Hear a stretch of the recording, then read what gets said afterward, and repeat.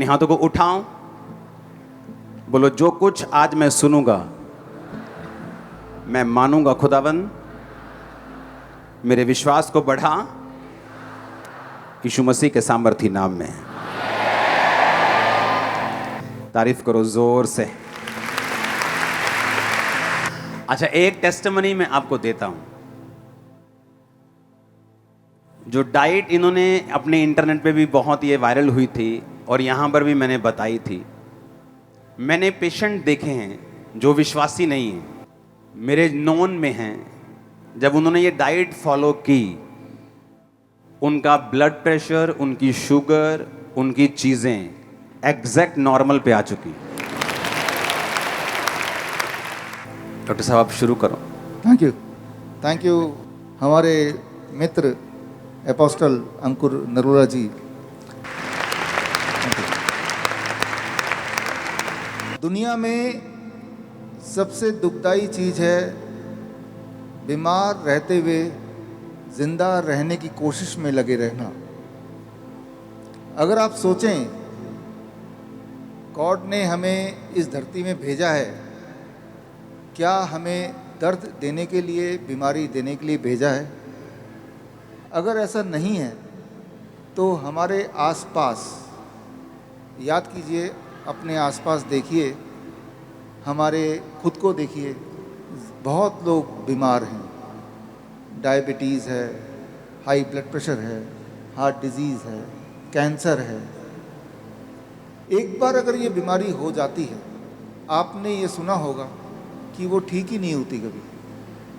दवा लेते जाते हैं, बीमार पड़ते जाते हैं, दवा लेते हैं, बीमार पड़ते हैं।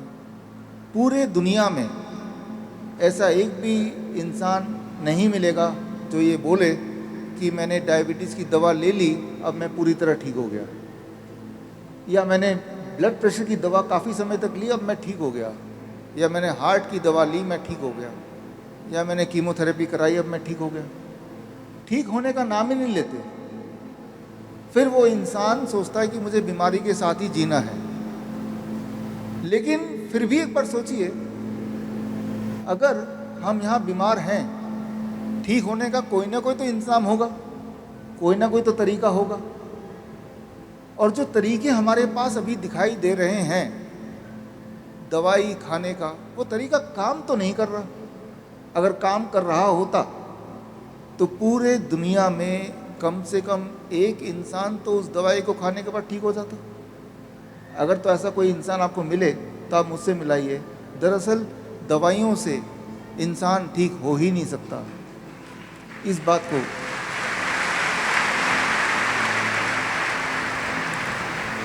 बात को समझना ज़रूरी है और समझना बहुत आसान भी। दवाइयों से इंसान ठीक क्यों नहीं हो सकता?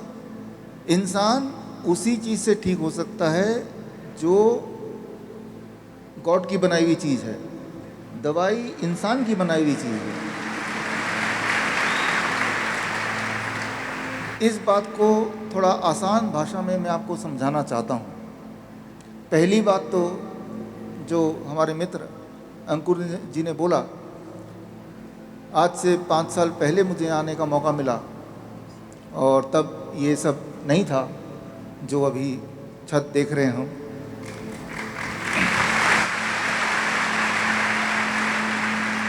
और हम उम्मीद करते हैं कि आने वाले दिनों में देश और दुनिया में बहुत जगह पे अभी की तरह इसी तेज़ी से ये सिलसिला फैलेगा। जिस डाइट की जिक्र अंकुर जी ने अभी की, DIP डाइट, जो पिछली बार मैंने बताया था, जो लोग पिछली बार नहीं थे, 5 मिनट में वो डाइट मैं बता देता हूँ और उसके बाद आगे क्या करना है वो बताऊँगा। फॉर एग्ज़ाम्पल, आप अपने आसपास सभी से प्यार करते हैं, जिससे भी प्यार करते हैं उसको एक बार याद कर लीजिए। अभी आप बैठे हैं यहाँ पे, अचानक जिससे प्यार करते हैं या जिसको प्यार करते भी नहीं है, जिसे जानते भी नहीं है, आपके आंखों के सामने एकदम से गिर जाए, उसके सीने में दर्द हो, हार्ट अटैक बोलते हैं इसे, तो आप इस वक्त क्या करेंगे? आप बोलेंगे मैं तो भाई डॉक्टर को बुलाऊंगा, वो तो टाइम लगेगा आने में, एम्बुलेंस को बुलाऊंगा। हमें पिछले 4 किलोमीटर आने में तो मुझे 40 मिनट लग गए, एम्बुलेंस कहाँ से आएगा? कुछ तो करना पड़ेगा इसी वक्त। अगले 4 मिनट में अगर कुछ कर दिया तो उसका दर्द गायब हो सकता है, वो ठीक हो सकता है। 2 ही चीज़ है आपके पास जो ज़्यादा इम्पॉर्टेंट है, उस 2 के बिना आप जिंदा नहीं हैं। सांसों का चलना, धड़कन का चलना। इन दोनों को अगर आपने काबू में कर लिया तो बहुत कुछ आपके काबू में आ जाएगा। तो आज इन दोनों को कैसे काबू में करना है? अपने हाथ से या फिर गॉड के बनाई हुई चीज़ों से, वो हम सीखेंगे।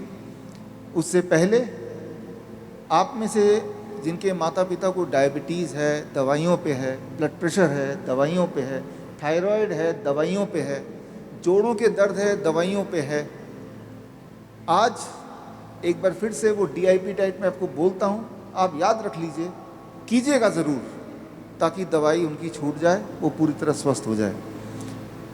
करना क्या होगा? बहुत ही आसान है। 12 बजे तक सुबह जब भी उठें, 12 बजे तक सिर्फ और सिर्फ फल खाना है। 3 से 4 तरह के फल। कौन से फल?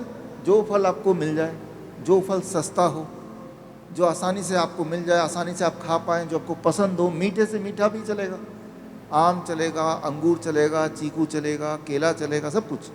कितना खाना है, इसी में सारा गुण है। खाते तो सभी हैं, कितना खाना है, दैट इज़ वेरी इंपॉर्टेंट। आपके वजन को 10 से गुणा कर दीजिए। मेरा वजन है 70 किलो, 10 से गुणा करूँगा 700। अब इसको ग्राम कर दीजिए, कम से कम 700 ग्राम खाना है। यानी कि कल सुबह या फिर परसों, कल तैयारी कर लीजिए, जो भी आपके घर में डायबिटीज़ की दवा ले रहे हैं, कोलेस्ट्रॉल की दवा ले रहे हैं, BP की दवा ले रहे हैं, चुपचाप उनके वजन के मुताबिक, जैसे मैंने बताया, प्लेट आप अपने हाथ से बना के 4 तरह के फल अपने पसंद के डाल दिया कि यही उनका नाश्ता है। उससे भूख नहीं मिट रही तो क्वांटिटी बढ़ सकती है जितनी चाहे, लेकिन 700 ग्राम तो खाना ही है। मेरे लिए 70 kg, कोई 60 kg तो कम से कम 600 ग्राम तो खाना ही है। उसके अलावा कुछ नहीं खाना है 12 बजे तक। रोटी, सब्जी, ब्रेड, नूडल, चाय, कुछ नहीं। 12 बजे अब आता है लंच, दोपहर का खाना। पहले प्लेट 1 में सलाद खाना है। कितना? आपके वजन इंटू 5। मेरा वजन है 70 kg इंटू 5, 350 ग्राम। 350 ग्राम से कम खाऊंगा तो वो खाना है, 350 ग्राम या उससे अधिक खाऊंगा तो वो दवा है। खाना दवा बन गया। सलाद, टमाटर, खीरा, मूली, गाजर, ककड़ी या सलाद पत्ता, लाल, पीली, हरी, शिमला मिर्च, प्याज, 4-5 तरह के कच्ची सब्जी। जिनके दांत मजबूत नहीं है, थोड़ा स्टीम कर लिया, थोड़ा उबाल लिया। लेकिन फॉर्मूला ये कि कितनी क्वांटिटी। इतना खाने के बाद 350 ग्राम, अब आप खाएंगे रोटी, सब्जी, दाल, चावल, जो खाना चाहते हैं वो खाएंगे, जो आप रोज़ खा रहे हैं वही खाएंगे। डिनर 7 बजे से पहले ख़त्म कर दें, और डिनर में भी वही करें जो मैंने अभी बताया। लंच के लिए दोपहर का खाना और रात का खाना एक जैसा। 2 चीज़ छोड़ दें। एक, जो चीज़ फैक्ट्री से निकल के आती है, बिस्किट, ब्रेड, पैक चीज़ें, राइट, या जो चीज़ जानवरों से निकल के आती है, दूध, दही, लस्सी, मक्खन, घी, पनीर, छाछ, चिकन, अंडा, छोड़ दें। जैसे ही आप ये करेंगे, जो लोग डायबिटीज़ के पेशेंट हैं, तीसरे दिन तक उनका ब्लड शुगर ऐसे नीचे जाने लगेगा, उनकी मजबूरी हो जाएगी गोलियों को, दवाइयों को छोड़ना या कम करना। इंसुलिन है तो इंसुलिन को 40% कम करना पड़ेगा, नहीं तो वो बहुत नीचे चला जाएगा। जो लोग ब्लड प्रेशर की दवाई ले रहे थे काफ़ी सालों से, 1 हफ्ते के अगर करेंगे तो उनका ब्लड प्रेशर की दवाई कम करनी पड़ेगी, नहीं तो ब्लड प्रेशर नीचे चला जाएगा। 3 टेस्टिमनीज हैं इनके डाइट के, जिनको मैं जानता हूं पर्सनली। एक आदमी जिसकी शुगर 550 के करीब थी और वो टीके लगाता था शुगर के, इंसुलिन के टीके लगते थे उसको। तो जब वो टीके लगाता था तो एक टाइम ऐसा आ गया उसकी लाइफ में कि जो टीके थे टीके भी असर नहीं कर रहे थे। हॉस्पिटलाइज्ड होने के बाद डॉक्टर्स ने कहा कि कौन से आप टीके लेते हो। उसने कहा मैं फलाने फलाने टीके लेता हूँ। डॉक्टर्स कह रहे थे कि शुगर की मेडिसिन जो हैं वो आप पे असर नहीं कर रही। और जब उसने ये सुना कि सुबह फ्रूट खाने, उसने कहा मैं तो पहले ही शुगर का पेशेंट हूँ, सुबह फ्रूट खाऊंगा तो मैं मर ही जाऊंगा। डोंट वरी, सुनो मेरी बात, इस चर्च में डॉक्टर्स जो हैं वो हमारे मेंबर्स हैं। हम किसी डॉक्टर के खिलाफ नहीं, किसी एमबीबीएस के खिलाफ नहीं, किसी एमडी के खिलाफ नहीं, वो हमारी खुद की चर्च के मेंबर हैं। आपको हम ये नहीं कह रहे कि आप मेडिसिन छोड़ दो, आपको ये कह रहे हैं कि ये डाइट फॉलो करो, अपने डॉक्टर के पास जाना मत छोड़ो, क्योंकि वही आपको बताएगा कि आपको अपनी मेडिसिन थोड़ी करनी पड़ेगी क्योंकि आपकी बॉडी हील होना शुरू हो चुकी, वही खुद आपको बताएगा। आप समझ रहे बात मेरी? अब जब 550 उसकी शुगर हो गई तो उसको जब डीआईपी डाइट को बताया गया कि डीआईपी डाइट लेना है। सुनो मेरी बात, हमारे पास बहुत से ऐसे आसपास व्यक्ति हैं जो क्रिश्चियन नहीं है, जो नॉन क्रिश्चियंस हैं, जिनको प्रेयर का नहीं मालूम। मैंने ऐसी टेस्टिमनी सुनी है जब उन्होंने डीआईपी डाइट फॉलो की, मेरे नॉन में है इनकी डाइट फॉलो की, उस व्यक्ति के जो इंजेक्शंस थे वो खत्म हो गए, इंजेक्शन लेने बंद हो गए, उसकी शुगर 200-250 पे आनी शुरू हो गई। और राइट नाउ इन दिनों में उसकी शुगर 108, 160, 140, 150, 100, 90 ऐसा रहता है। और दूसरा, एक मेरे नॉन बिलीवर फ्रेंड हैं, वो अमेरिका के हैं और बड़े बड़े लोगों के साथ उनका उठना बैठना है, बड़े बड़े सुप्रीम कोर्ट के जज हैं, ऐसे लोगों के साथ उनका उठना बैठना है। जब उन्होंने ये डाइट फॉलो की तो वो नॉन बिलीवर हैं, वो प्रभु को नहीं मानते, तो उनकी खुद की मुंह की टेस्टिमनी है कि ऐसा कैसे हो सकता है कि मेरा बीपी जो दवाइयों से कम नहीं हो रहा वो इस डाइट से कम हो चुका है। जस्ट मॉर्निंग वो क्या करते थे, सुनो मेरी बात, जिनको बीपी की गोली भी लगी हुई, मॉर्निंग उठ के नारियल पानी पीना, साथ में कच्चा लहसुन, एक कच्चा लहसुन खाना, उसके बाद जितना भार है 80 किलो भार है तो 800 ग्राम फ्रूट खाना, दोपहर को 80 किलो भार है तो 350-400 ग्राम, 400 ग्राम वैसे बनता है लेकिन वो कम ही खाते लोग, 300-400 ग्राम सैलड खाना। जब खत्म हो जाए, सैलड फिनिश हो गया, तो उसके बाद जो भी चपाती, भार कम करना है तो 1 चपाती, भार बढ़ाना है तो 2 चपाती, वो आप पे डिपेंड करता है कि आपने मैंने कम करना था, मुझे कोई प्रॉब्लम नहीं फिजिकली, लेकिन मुझे वेट कम करना था, मैंने डीआईपी डाइट से 20 किलो वेट कम किया है, बिना किसी प्रॉब्लम, बिना किसी मेडिसिन इमरजेंसी, जस्ट वेट कम किया, पहले से अधिक, कहीं अधिक हेल्थी, कहीं अधिक स्ट्रांग, कहीं अधिक एनर्जेटिक। कैसे? सिर्फ दोपहर को सैलेड लेना है, साथ में नहीं खाना रोटी के, रोटी से पहले खाना है। अब प्रॉब्लम कहाँ आती है, लोग क्या सोचते हैं, जैसे यहाँ के बहुत सारे लोग जो हमारे हैं पूरे इंडिया में, उनकी सोच ये है कि साढ़े तो रोटी नहीं पूरी होंगी, दाल ही नहीं बना होंगी, रोटी नहीं बना होंगी, तो असी सलाद ते फ्रूट कित्थों खा लांगे। उनका क्या हल है कि वो मैं तो ऐसा सोचता हूँ कि बाद दे विच पित्ता घटाना 15-20 हज़ार ला के, हाँ, या पथरी का ऑपरेशन कराना, जे आप डाइट ही इन्ने दी खा लीए 6 महीने तो ऑपरेशन की लोड़ ही ना पवे आपां नूं। सही बात। ये ज़्यादा वधिया है कि पित्ता घटाना ज़्यादा वधिया है? अच्छा, जिन सिस्टर्स को यूट्रस की प्रॉब्लम है, जिनको सिस्ट हैं, अब यहाँ पे परमेश्वर सिस्ट को प्रार्थना से बाहर निकालता है, लेकिन मैंने फिर कहा डाइट इंपॉर्टेंट है। यीशु मसीह ने कहा, बाइबल में बहुत सारे इसके जिक्र हैं, जैसे लेवी व्यवस्था 11 उसकी 1 से 31 से बाइबल में जिक्र है कौन सा फल कौन सा मीट खा सकते, कौन सा चीज़ नहीं खा सकते। जिनको सिस्ट है, ये डाइट से सिस्ट भी गायब हो जाती है। डाइट से जब करेंगे धीरे धीरे सिस्ट कम होगा, डिजॉल्व होगा करते करते। और पथरियाँ भी, स्टोन है, सिस्ट है, वो गायब, वो कम होती खत्म हो जाएगा। और जो आपको पेन है, मान लो एक बंदे के गुर्दे में स्टोन है 10 mm का, उसको पेन रहता है, जब वो ये डाइट फॉलो करता है, जस्ट 3-4-5-6 दिन हफ्ते में उसका पेन कम होना शुरू हो जाए। जब पेन कम हुआ, इसका मतलब वो पथरी का साइज छोटा हो रहा है, और असर हो रहा है। तो ये इनके लिए निशानी होगी, हाँ, कि जो भी सिम्टम इनके बॉडी में है बीमारी का, वो डाइट से कम होना शुरू होगा। अगर वो लगातार फॉलो करेंगे तो वो गायब हो जाएगा। ये ब्लेसिंग है आप लोगों के लिए। सुनो, अब मान लो सैलेड है, लोग बोलते हैं कि हम फ्रूट कहाँ से खाएं, हम इतना नहीं अफोर्ड कर सकते, या फ्रूट को या सैलेड को, है ना। जो सिस्टर डॉक्टर हमारे पास आपके साथ आई हैं, तो हम बात कर रहे थे, आपने फ़ोन पर भी हमने बात की कि जो ब्रेन के पेशेंट हैं, अगर वो कनक खाना छोड़ दें, आटा खाना छोड़ दें, तो वो हील हो जाते हैं। हील हो जाते हैं। सिर्फ कनक खाने से लोग बीमार हैं, बीमार सिर्फ गेहूं की रोटी खाने से। गेहूं, हाँ। और वो सिस्टर बता रहे थे कि गेहूं 1901 के बाद बोई जानी शुरू की उससे और पहले- कमर्शलाइज हो गई।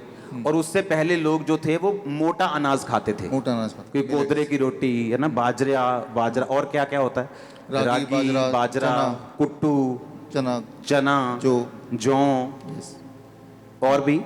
और भी बहुत सारे मिलेट्स हैं। मिलेट्स के कई सारे प्रकार हैं। फॉक्सटेल मिलेट्स हैं, कोडो मिलेट्स हैं, बर्नयार्ड मिलेट्स सुनो हैं। मेरी बात, अब जो मुझे मालूम नहीं, कोदरे का आटा और गेहूं के आटे में फर्क है? महंगा है कोदरे का बहुत?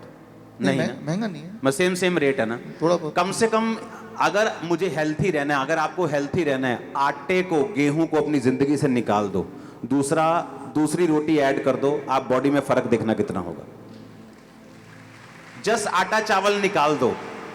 मैं तो लंगर वालों को भी बोलूंगा एक दिन की आटे की रोटियां बंद करो, इनको कोदरे की रोटियां खिलाओ, रागी की रोटियां खिलाओ, जौ की रोटियां खिलाओ, बाजरे की रोटियां खिलाओ। आप मेरी बात समझ रहे कि नहीं? जब मैंने इनकी डाइट सुनी, मैं इनको आपको अपनी टेस्टिमनी बताता हूं, मैंने इन पे बिल्कुल फेथ नहीं किया था। जैसे चर्च पे आके लोग फेथ नहीं करते ना, हीलिंग नहीं होती, झूठ बोलते हैं। तो जब मैंने सुना तो मैंने फॉलो नहीं किया, लेकिन बाद में मैंने जब फॉलो किया तो मेरा वेट कम हुआ। फिर मैंने फॉलो करना बंद किया। फिर बाद में मुझे मेरी बॉडी इंडिकेशन देने लग गई कि अब तुझे वेट कम करने की ज़रूरत है, क्योंकि मेरा वेट 110 से भी अबव जाने लगा और मुझे लाल साइन मिलने शुरू हो गए थे सब तरफ से कि भाई साहब थोड़ा नीचे आना पड़ेगा मुझे। और हेल्थी वे में वेट कम करने का इससे अच्छा तरीका मुझे कभी नहीं मिला। ये मुझे बता रहे थे कि अगर आपको हीलिंग करनी है, आपको पथरी गायब करनी है, आपको सिस्ट गायब करनी है, 7 बजे के बाद खाना बंद कर दो। आपने कहा 7 बजे के बाद कि 7 रात को, वो क्यों? ये एक बहुत इंपॉर्टेंट बात है, इसको समझना ज़रूरी है। आपको खाना है 7 AM to 7 PM, 7 बजे से 7 बजे तक। अब जो 7 PM शाम को 7 बजे से लेके अगले दिन सुबह 7 बजे तक जब नहीं खाएंगे, जैसे फास्टिंग बोल सकते हैं, आपने कुछ खाया नहीं, याद रखिए आपका बॉडी लगातार उसको खाना चाहिए। जब आप खा नहीं रहे तब भी, तो क्योंकि आप खाना नहीं खा रहे हैं तो बॉडी क्या करती है, आपके अंदर जो सिस्ट बना हुआ है, स्टोन बना हुआ है, उस स्टोन को अगर आप निकाल के माइक्रोस्कोप में देखेंगे तो उसके अंदर कैल्शियम मिलेगा, मैग्नीशियम मिलेगा, विटामिन मिलेगा, प्रोटीन मिलेगा। वो सारी चीज़ें जो बॉडी को ज़रूरत है, वो कोई ख़राब चीज़ नहीं है। तो जब खाना नहीं खाते हैं तो बॉडी को न्यूट्रिशन कहाँ से मिलता है? बॉडी उस स्टोन को तोड़ के उसमें से न्यूट्रिशन निकालता है और उसको अपने लिए यूज़ करता है। तो इसे कहते हैं साइंटिफिक भाषा में ऑटोफेजी। तो एक तरफ तो आपको उस स्टोन से आपका छुटकारा हो गया और बॉडी को न्यूट्रिशन भी मिल गया। और अगर किसी को थायराइड है, किसी को हार्मोन इम्बैलेंस है, आपने कहा बताया कि ये डाइट उसके हार्मोन इम्बैलेंस को भी ठीक करती है। हार्मोन इम्बैलेंस को ठीक करती है। किसी को मान लो थायराइड है और थायराइड की गोलियों पे है, हाँ। आपको सिर्फ इतना करना है, डाइट तो लेना ही है, महीने में एक बार, 1 महीने बाद आपको थायराइड टेस्ट कराना है। और जैसे जैसे थायराइड नॉर्मलाइज होता जाएगा वैसे वैसे डॉक्टर की सलाह के साथ दवाइयों को धीरे धीरे हटाना भी ज़रूरी है, राइट? नहीं तो क्या है, वो तो खुद ही आपका डॉक्टर हटाएगा, हम डॉक्टर्स के खिलाफ नहीं। जब आपका थायराइड कम होना शुरू होगा, वो डॉक्टर बताएगा भाई साहब थायराइड नीचे जा रहा है, मेडिसिन कम कर दो, फिनिश कर दो, और एक दिन आप कंप्लीट हील होंगे। Yes yes.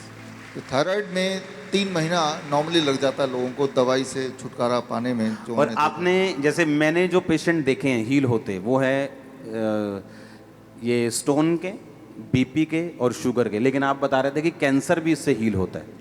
हाँ, अभी जो मैंने आपको बताया जस्ट नाउ, कैंसर के पेशेंट को हम 10 घंटे के अंदर खाने बोलते हैं। मान लो आपके आसपास कोई कैंसर का पेशेंट है, तो या मेरे पास अगर कोई आता है, 9 बजे सुबह से लेके शाम के 7 बजे तक ही आप खाओ, तो 14 घंटा वो नहीं खा रहा खाना। 14 घंटे नहीं खाना, जस्ट 9 बजे सुबह खाना शुरू करना, और खाना यही है, खाना यही है। मतलब सुबह अगर वो 70 किलो का है, वो 700 ग्राम फ्रूट खाएगा, यस, दोपहर को वो 350 ग्राम पहले सलाद खाएगा, सलाद खाएगा, और उसके बाद रोटी खा सकता है कैंसर वाला। डिपेंड करता है कौन सा वाला कैंसर है, किस स्टेज में पहुंचा हुआ है। अगर ज़्यादा पेन वाला कैंसर है, ट्यूमरस ग्रोथ हो गया है, उसे तकलीफ बढ़ गई है, तो जो प्लेट 2 है, कुक्ड फूड जिसे बोलते हैं, उसे हम बंद करा देते हैं। अच्छा, कुक फूड नहीं खाना, नहीं खाना। फिर क्या खाना है? सलाद, smoothies, smoothies. Fruit juice, vegetable juice या स्मूदीज आप बताओ लोगों को क्या होता है ये? स्मूदी बड़ा आसान है। आप कोई भी 3-4 कच्ची सब्जी ले लो, मिक्सी आपके पास होता ही है, टमाटर ले लिया, खीरा ले लिया, मूली उसका ले लिया। जूस नहीं, स्मूदी बनाना है। स्मूदी उसको आप मिक्सी में डाला, ऊपर से थोड़ा पानी मिलाया, वो जब मिक्सी चलेगा तेज़ी से तो वही चीज़ लिक्विड में आ जाएगा। ठीक है ना, यानी कि वही लिक्विड फॉर्म में आ और गया। उसको छानना नहीं है। छानना नहीं है और उसको हाँ। पीना है। एक गिलास पीने में 15 मिनट लगाना है। जल्दी जल्दी पियेंगे तो वो फूड है, धीरे धीरे उसको कंज्यूम करेंगे तो वो मेडिसिन है। दोनों अलग अलग इफेक्ट है। तो इसे हम स्मूदी बोलते हैं, fruit smoothie, vegetable smoothie, vegetable soup खा सकते हैं, या नट शेक, बादाम का दूध जिसे बोलते हैं। बादाम आपने लिया कम से कम 10-15, उसको पूरी रात भर भिगो दिया, सुबह उस बादाम को लिया, मिक्सी में डाला, थोड़ा पानी या नारियल पानी डाल दिया, एक केला भी डाल दिया अंदर और उसको घुमा दिया, तो वो बन जाएगा नट शेक। नट दूध जैसे बन जाएगा। दूध की तरह बन जाएगा, दिखने में दूध की तरह लगेगा, बड़ा ही स्वादिष्ट लगेगा, बड़ा ही ताकतवर होगा। खास तौर पे जो लोग जिम में जाते हैं उनको भी ये ले सकते हैं। लेकिन मैं अभी कैंसर की डाइट की बात कर रहा हूँ कि ये सारी चीज़ें हैं जो वो ले सकते हैं या लेना चाहिए पूरे दिन भर में। और जो सेकंड प्लेट है उसकी जगह उसने पत्ते खाने हैं या क्या खाना है? पत्ते या तो खाएं या फिर उसको पिएं।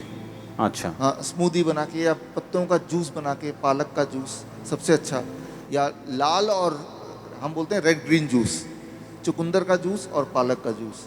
अगर एक गिलास आप पीते हैं, एक गिलास मतलब 250 ml, एक बड़ा गिलास आप पीते हैं धीरे धीरे करके, तो वो बहुत ताकत देगी। एक बात याद रखिए, जो हरे पत्ते का जूस होता है उसका केमिकल स्ट्रक्चर हमारे खून से मिलता जुलता है। मतलब जो हरा जूस है वो हमारे हाँ। खून से मिलता है उसका स्ट्रक्चर। हाँ, क्लोरोफिल का structure that is similar to the blood का स्ट्रक्चर। तो ये बात बन गई, हमारे बॉडी में जो खराब खून घूम रहा है जिसकी वजह से कैंसर है, उसकी जगह पे अच्छा खून बनने में आपका हरा जो जूस है वो मदद करेगा। एक टेस्टिमनी मैं आपको देता हूँ। एक व्यक्ति है, उसको जब उसको चेक करवाया तो उसका हार्ट बहुत दर्द करता था और बता ना उसको, जैसे पंजाबी में बोलते ना, उसको घबराहट होती थी बहुत। तो जब उसको चेक करवाया गया तो उसका बीपी 180 190 था। तो उसको जब डाइट पे दिया गया, डाइट पे लगाया गया, आप इमेजिन नहीं करोगे, विदाउट मेडिसिन, मॉर्निंग वो नारियल पानी के साथ कच्चा लहसुन, उसके साथ फ्रूट, उसके बाद सैलेड, उसके बाद रोटी, सेम व्यक्ति बीपी 120 80 पे आ चुका है। एवरी डे चेक करते उसको। फर्स्ट क्लास ऐसे ही होता है। Yes yes. और पहले मुझे बिलीव नहीं था, मैं सोचता था कि यही तो हम खाते हैं शुरू से, वही खा रहे हैं, तो बीमार है कोई तो वो वही तो खा ही रहे हैं। लेकिन आपने बताया कि खाने का तरीका, टाइमिंग और खाने का जो तरीका है और क्वांटिटी है वो वैसी ही होनी चाहिए, तब जाके वो काम करते हैं। और आपने पिछली बार ये बताया था कि जो सैलेड है, जो फ्रूट है, वो एक ट्रैफिक पुलिस की तरह काम करती है आपकी बॉडी के अंदर। Yes yes. कि अगर ट्रैफिक पुलिस नहीं होगी तो वो किधर भी लोग घुसेंगे। हाँ, तो उसे ये नहीं मालूम बीपी कम रखना है या शुगर कम रखनी। अगर सैलेड है वो ट्रैफिक पुलिस है, फ्रूट है वो ट्रैफिक पुलिस है। वो बताता है कि कौन सी चीज़ कितनी बैलेंस में रखनी। और मैंने ये देखा है, मैंने देखा है पेशेंट ने शुरू किया, वो कुछ लोग यीशु मसीह को मानते भी नहीं, लेकिन उन्होंने मुझे लिख के भेजा कि दिस इज़ अनबिलीवेबल, कि मुझे बिलीव नहीं हो रहा, मैं 70 साल का हूँ, मैं 80 साल का हूँ, कि जस्ट यही फूड अलग तरीके से खा के मेरा बीपी एब्सोल्युटली नॉर्मल हो चुका है।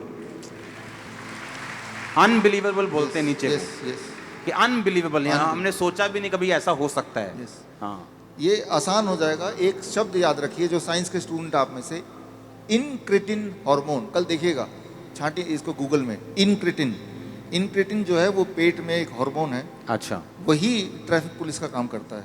ट्रैफिक पुलिस का। हाँ, लेकिन वो जो सिग्नल देता है, उस सिग्नल को पहचानने की क्षमता फल और कच्ची सब्जी में ही है, अच्छा कुक्ड फूड में नहीं है। अच्छा, उस कुक फूड ये पहचान नहीं सकता कि मुझे जाना किधर है, नहीं इसीलिए लोग फिर बीपी शुगर बढ़ जाते हैं। हाँ, ऑलरेडी ब्लड में शुगर है और आपने कुक्ड फूड खा लिया। लोग खाते कुक फूड, और आटा तो यहाँ खाते ही खाते हैं, आटा चावल। तो वो सिग्नल नहीं पहचानेगा, सिग्नल बोल रहा रुको भाई, ब्लड में मत जाओ, ब्लड ऑलरेडी शुगर बढ़ा हुआ है।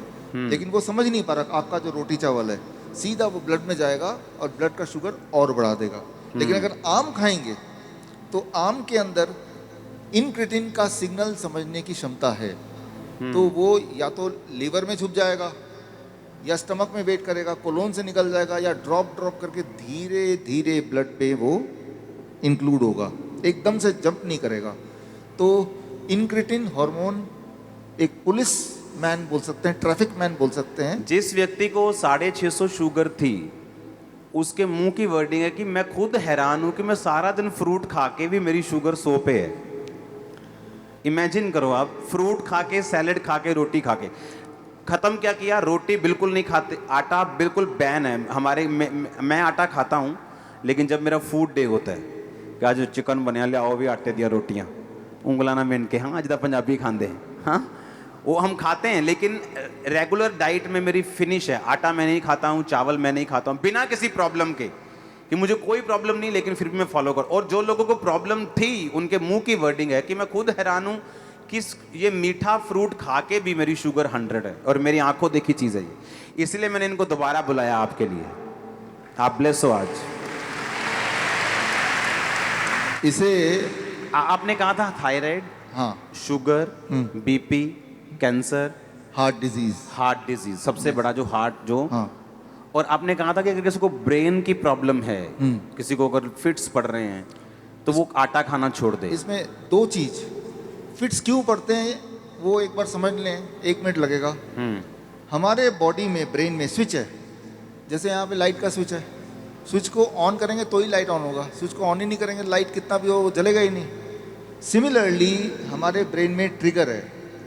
कुछ लोगों में, हम में से, वो स्विच ऑन होता है, यानी कि वो फिट्स ऑन होता है 2 ही चीज़ों से, एक गेहूं या फिर ग्लूटेन। गेहूं के अंदर होता है ग्लूटेन, गेहूं याद रख लीजिए, या फिर एनिमल प्रोटीन, मीट से, चीजों हाँ, मीट से। तो ये 2 चीज़ जैसे ही आप हटा देंगे तो वो स्विच ऑन ही नहीं होगा, फिट्स पड़ेगा ही नहीं। मतलब गेहूं बंद कर देनी है, मीट बंद कर देनी, उन लोगों के लिए, उन लोगों के लिए, हाँ, क्योंकि उनको ऐसा फिट पड़ रहा है, तो उनका बॉडी जो है सेंसिटिव है इन दोनों चीज़ों से, तो 2 को हटा दो, अब नहीं फिट पड़ेगा। दवाई कितना भी लेंगे फिट फिर भी पड़ता रहता है, लेकिन ये जब ट्रिगर ही नहीं है तो फिट्स पड़ने का सवाल ही नहीं है। तो ये बात है। या कई बार क्या होता है कि वो लोग पैक्ड फूड खा लेते हैं, बिस्किट वगैरह खा लेते हैं, तो उसके अंदर भी अगर वो है जिस जो उसको पता नहीं है कि गेहूँ है या दूध से बना हुआ है, तब भी फिट्स पड़ जाएगा। उसे नहीं दिख रहा बिस्किट में क्या क्या है, लेकिन बॉडी को पता है। तो ये है। अभी आप बोल रहे थे कि फ्रूट्स खाने के बावजूद भी शुगर नॉर्मल है। मैं ऐसे बोलता हूँ, फ्रूट्स खाने की वजह से ही इसको शुगर नॉर्मल है, इसको इस तरह से रख लीजिए।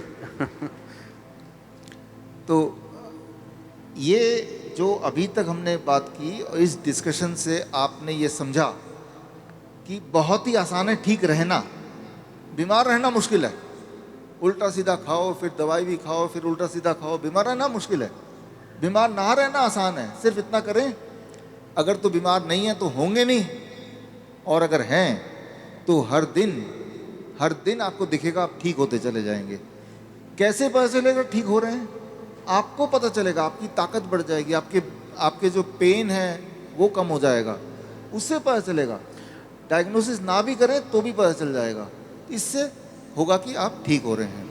आपकी जो ये बुक अभी हमने करना है इसको, यस, जिसमें आपने बताया कि जो किडनी पेशेंट हैं जिनका डायलिसिस होता है, हाँ, वो किस तरह से डायलिसिस से बच जाते हैं और किडनी जो है प्रॉपर वापस हील हो जाती है। क्योंकि मोस्टली हमने देखा है कि जिसकी किडनी खराब हो गई वो ट्रांसप्लांट ही कराता है या मर जाता है। ये एक इम्पॉर्टेंट बात है जो मैं आपको बताना चाहता हूँ, ताकि आप इसको उन लोगों तक पहुँचाएँ जिनको इसकी ज़रूरत है। ऐसे बहुत सारे लोग हैं लाखों में जो हर दूसरे दिन या तीसरे दिन डायलिसिस कराते हैं। पहले तो समझना पड़ेगा डायलिसिस क्या है। बहुत ही सिंपल है, आधे मिनट में समझ जाएंगे।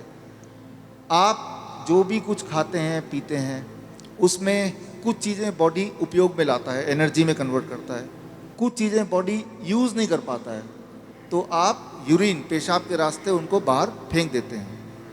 तो वो पेशाब कैसे बनता है? वो किडनी का काम होता है। उसके अंदर वो सारी चीज़ें हैं पेशाब में जो बॉडी को नहीं चाहिए, तो बॉडी ने उसको बाहर भेज दिया। क्रेटनाइन है, यूरिया है, यूरिक एसिड है, ऐसे बहुत सारी चीज़ें हैं, छोटे मोटे प्रोटीन हैं अलग अलग तरह के, जो बॉडी को नहीं चाहिए। तो बॉडी ने पेशाब किया, आप बोलेंगे अरे मुझे पेशाब आ रहा है, तो वो किडनी ने बाहर भेजने का तैयारी कर ली है, और आप गए और आपने अपने आप को हल्का किया, ठीक हो गया। ये तो हुआ नॉर्मल, आपका बॉडी खुद ही आपका डायलिसिस कर रहा है। डायलिसिस ये है, हमारा बॉडी हमारे अंदर की जो चीज़ जो हमें नहीं चाहिए वो बाहर फेंकने का एक रास्ता बनाया, इसे कहते हैं डायलिसिस। यानी कि हमारे सबकी बॉडी करती है इसको। अगर वो करना बंद कर दे, किडनी अपना काम करना बंद कर दे, अब जब मैं पानी पी रहा हूँ और बॉडी को उनमें से कई सारी चीज़ नहीं चाहिए लेकिन बाहर का रास्ता बंद है, तो बॉडी क्या करेगा? गुब्बारे की तरह, बैलून की तरह उस पानी को, उस फ्लूइड को बॉडी में ही इकट्ठा होता रहेगा। ऐसे लोगों के पैर आप देखेंगे हाथी की तरह हो जाते हैं, सूज जाते पैर, हाथ सूज हाँ, जाते हैं, पैर हाथ सूज जाते हैं, गले मुंह सूज जाता है। तो क्या है, उनका जो यूरिन आउटपुट है, पेशाब, या तो कम हो गया है या ख़त्म हो गया है। अगर आपसे बोलें कि एक दिन बिना पेशाब किए रहना है, इम्पॉसिबल, कितना दर्दनाक हो सकता है। और ऐसे लोग फिर मशीन की मदद लेते हैं। वो मशीन वो खींचता है खून में से वो ऐसे पानी जो खराब है और निकाल के बाहर करता है। इसका मतलब हर दूसरे दिन उसको ऐसा करना पड़ता है और दूसरे दिन तक बॉडी में पानी जमा रहता है। और जबकि बॉडी में पानी जमा रहेगा तो उसका हार्ट के ऊपर भी बोझ है, लंग्स के ऊपर भी बोझ है।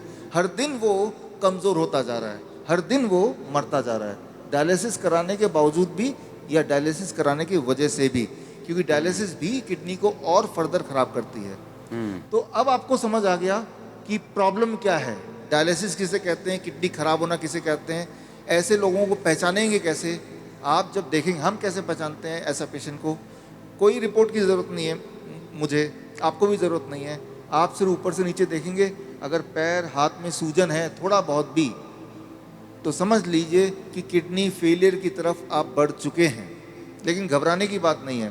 पहली बात, जब सूजन होती है, बॉडी में पानी जम जाता है तो सांसें भी नहीं ले पाता है, मुश्किल से लेता है, तो ये भी गड़बड़ है। वो चलता है, थक जाता है, ये भी गड़बड़ है। तो ये तो हो गया। अब करना क्या है, सोल्यूशन क्या है? आपके बॉडी के अंदर से पानी को निकालना है। उसके लिए बड़ा आसान गॉड का दिया हुआ सोल्यूशन आपके पास ही है इसी वक्त। तीसरा kidney, third kidney. Third kidney किसे कहते हैं?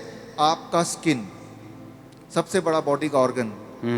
आपके स्किन में देखेंगे छोटे छोटे छेद हैं, है ना? तो ये जो छेद हैं, ये छेद से पसीना निकलता है। आप पसीने का एक बूंद लीजिए, पेशाब का एक बूंद लीजिए, दोनों को लैब में ले जाइए। अब पूछिए कि इसमें क्या है। पेशाब के एक बूंद में क्रेटिनाइन, यूरिया, यूरिक एसिड, वो सारा कुछ मिलेगा जो पसीने के एक बूंद में मिलेगा। अच्छा, हाँ, यानी कि पसीना और पेशाब सेम है, अलग अलग नहीं है, बिल्कुल सेम है। केमिकल कॉम्पोजिशन दोनों का सेम है। उसमें भी सोडियम है, उसमें भी सोडियम है, उसमें भी पोटेशियम, उसमें भी पोटेशियम है। आपका पसीना एक तरह से बॉडी का पेशाब का ही एक और फॉर्म है। आपका जो स्किन है, ये भी भगवान का बनाया हुआ इमरजेंसी किडनी है, इमरजेंसी किडनी।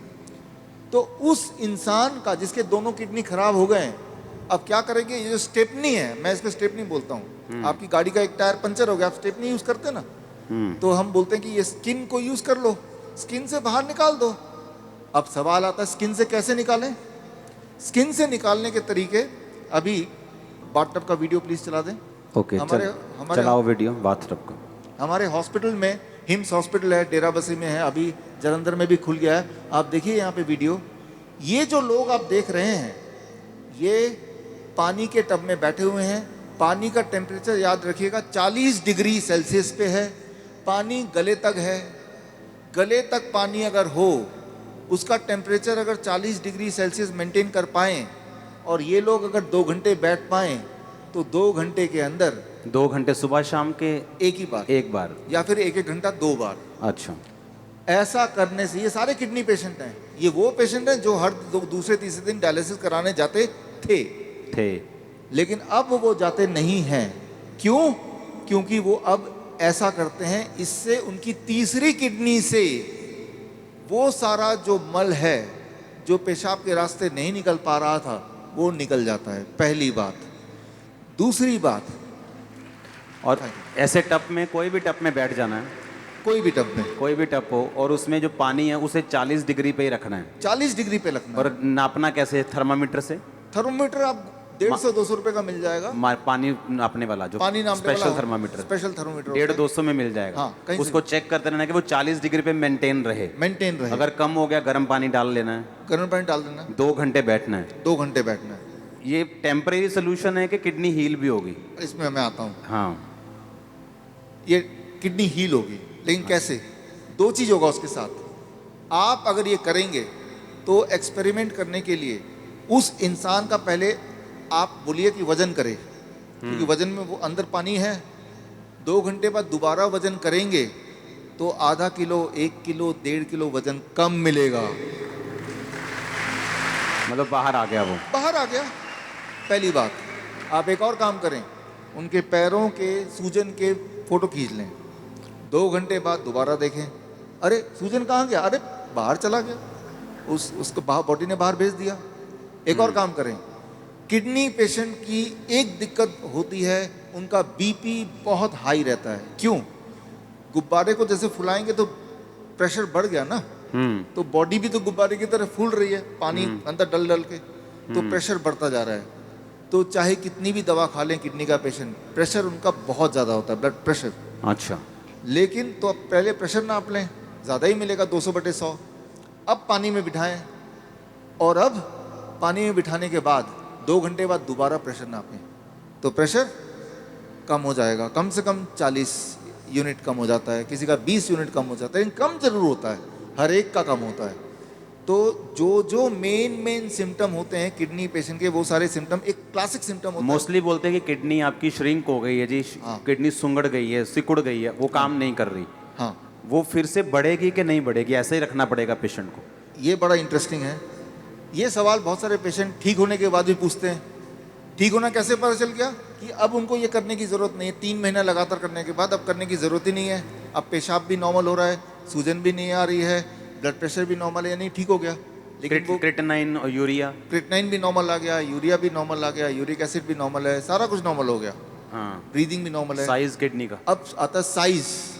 तो साइज के लिए वो बोलता है तो DTPA स्कैन करने बोलते हैं। हालांकि हम रिकमेंड नहीं करते, लेकिन स्कैन कराते हैं। तो पहले वाला साइज उसके पास था, पहले भी स्कैन कराया था, 3 महीने बाद दोबारा स्कैन कराते हैं। तो स्कैन में वो साइज बढ़ी हुई दिखाई देती है, मतलब वो किडनी जो है वो बढ़ चुकी है, बढ़ चुकी है, फिर से साइज उसका अच्छा हो रहा है, अच्छा हो गया। और ये स्कैनिंग बताती है। हाँ, और वो जो स्कैनिंग बताती है, वो स्कैन पहले और बाद के वो किताब में है। और ये किताब मैं चाहता हूँ कि आपके हाथों से इसका लॉन्च हो जाए। हाँ ठीक है। हाँ, और ये जो किताब को बनाने में, ऑब्जर्वेशन स्टडी में जिन्होंने मुख्य भूमिका निभाई है, हमारे डॉक्टर संजीव सूद जी हैं। आप भी एक बार आ जाएं। डॉक्टर गगन है, ये भी आ जाएं। दयानंद आयुर्वेदिक कॉलेज में इन्होंने हमारे साथ मिलके हमें मदद करते हुए इस चीज़ को दुनिया तक पहुंचाने के लिए काम किया। प्लीज़ आ जाएं। डॉक्टर अनु, प्लीज़ कम। किताबें और भी हैं, 2 ले आते हैं। इसका नाम है प्रत्यारोपण, यानी किडनी ट्रांसप्लांट का अंत। किडनी, आपकी खुद की किडनी ही काम करेगी, किसी और की किडनी की कोई आवश्यकता नहीं है। भगवान का दिया हुआ किडनी, उसी को स्टार्ट करना है, उसी को काम करना है। तारीफ करो सब। Thank you, thank you, thank you. अच्छा, हमने कितने ऐसे लोग आपके लोग मोहल्ले में ऐसे आपने देखे होंगे जो किडनी ट्रांसप्लांट नहीं करा सकते, डायलिसिस नहीं करा सकते, मर जाते हैं। देखे कि नहीं देखे? चर्च में हील होते हमने देखे हैं, लेकिन जो बहुत से लोग हैं जो यीशु मसीह को नहीं जानते, हमने हॉस्पिटल्स में देखा है। मेरे फ्रेंड्स हैं जो हॉस्पिटल्स चलाते हैं चैरिटेबल, वो बताते हैं कि किडनी पेशेंट किस तरह से आते हैं और उनके पास मशीन्स नहीं है, उनके पास स्ट्रक्चर नहीं है, और लोग ऐसे ही मर रहे हैं। और देखो, जब डाइट का जिक्र होता है तो यकीन नहीं होता कि डाइट से कैसे कोई हील हो सकता है, और ये भी यकीन नहीं हो रहा कि बाथटब में बैठ के या ऐसे ऐसे करके कैसे कोई हील हो सकता। और उसको खाना क्या है किडनी पेशेंट को? सेम DIP डाइट प्लस ये जो मैंने बताया, ये 2 घंटे बैठना है। 2 घंटे बैठना है। कई बार लोग 2 घंटे नहीं बैठ पाते, तो 1 घंटा करके 2 बार बैठ लिया। कई बार 1 घंटा भी नहीं बैठ पाते, चलो 40 मिनट करके 3 बार बैठ गए। 2 घंटे का आपको रूटीन पूरे दिन भर में 2 घंटे बैठते ना, तो यहाँ से जितने पोर्स हैं तब जाके पूरा निकलता है। ये एक रूटीन बनता है। और 3 महीने बाद फिर उसकी किडनी अपने आप काम भी करना शुरू करती। अपने आप काम करना शुरू करती है, तो फिर ये बंद कर देना है। डाइट चलेगा जिंदगी भर, डाइट चलेगी, हाँ, इसको बंद कर देना है, ये बंद हो जाएगा ये बंद हो जाएगा। और पेशेंट नॉर्मल रहेगा। पेशेंट अब वो पेशेंट ही नहीं है, अब वो पेशेंट नहीं, अब पेशेंट नहीं है, वो आप और हम जैसे हैं। नॉर्मल हो गया वो हमारे जैसे। हाँ। अभी हमारे आपके शहर में जालंधर में जीटी रोड में देश का सबसे पुराना जो दयानंद आयुर्वेदिक कॉलेज, सबसे पुराना कॉलेज है, 125 साल हो जाएंगे अगले साल। तो यहाँ पे भी इसी मेथड से किडनी का इलाज शुरू हो चुका है। इसी मेरा बिलीव ये है कि परमेश्वर आपको यूज़ करेगा पूरे इंडिया में लोगों को हील करने के लिए इस मेथड से। हर एक व्यक्ति का गिफ्ट अलग अलग है और मुझे ये बिलीव है कि क्योंकि मैंने 2-3 टेस्टिमनीज अपनी आंखों से देखी, नॉन बिलीवर्स कुछ मालूम नहीं, जस्ट डाइट फॉलो की, जस्ट हील मतलब मैंने देखा है उनको लेवल पे आते, ठीक होते। बाकी अगर कंप्लीट हीलिंग की बात करें वो तो हमें मालूम है कि यीशु मसीह कर सकते हैं, लेकिन डाइट इम्पॉर्टेंट है। आपको ये बड़े ध्यान से सुनना है, समझना है। आमीन।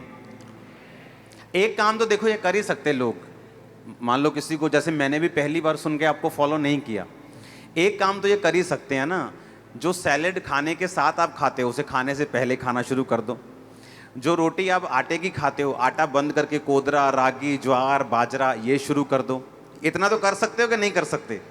इतना करके ही आप देखना आपको फर्क पड़ना शुरू हो जाएगा। और कम से कम 12 बजे तक फल, हाँ, और फ्रूट जो 12 बजे तक खाने, हाँ, इतना अगर कर दें, आप बोले 1 हफ्ता करके देखेंगे, जस्ट 1 वीक। हाँ, अगर तो कुछ फर्क पड़ा तो करेंगे, नहीं तो छोड़ देंगे, कोई नुकसान और तो है आप नहीं। मुझे बता रहे थे कि जो बहनें जो जिनकी ट्यूब्स ब्लॉक हैं, जिनके यूट्रस ब्लॉक्ड हैं, इस डाइट से वो भी ओपन होते हैं। हाँ, उसमें कैसे, टेक्निकली कैसे?